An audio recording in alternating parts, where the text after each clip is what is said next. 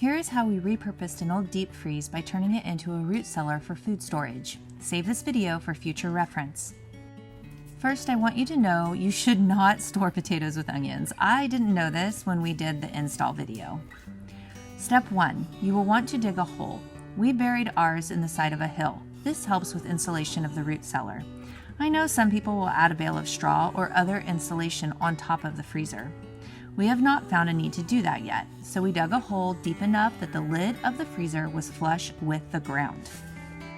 Once the hole was ready, we put the freezer in. Now, contrary to some of the comments on the original video, you can't just dump the freezer in and call it good. You will need to ventilate it. We drilled 2 holes in the freezer, one hole high on the right side and the second low on the left side.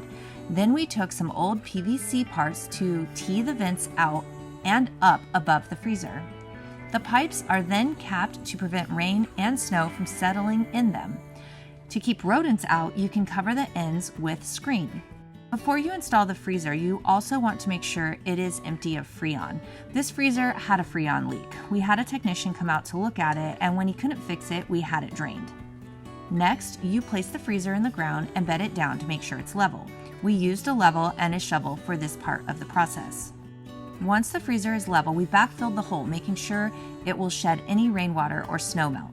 You also want to make sure the lid seals when it's closed so it doesn't take on this type of moisture.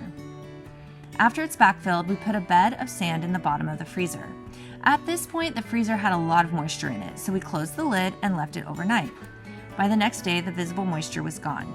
Next, we placed boards on the bottom of the freezer, again giving room for airflow between the containers and the bottom of the freezer. Now the freezer is ready to be loaded. We sorted our onions and gave the bad ones to the pigs. Everything was placed in wire baskets. Some we already had and one was from the freezer itself. After placing the produce in the freezer as low as possible, we covered them with foam insulation pieces to help maintain the temp of the unit. You want to keep the items as close to above freezing as possible, but not freezing.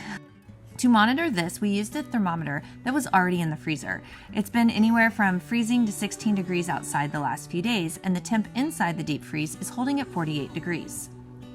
You can store a variety of produce this way for anywhere from several months to a year. Again, this will depend on temps and moisture levels. If this is something you want to do, I recommend researching your area. If you live in a location that is overly cold in winter, you might need to add more insulation.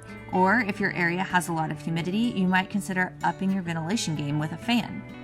This is how we installed our deep freeze root cellar. Let me know in the comments if you have any questions.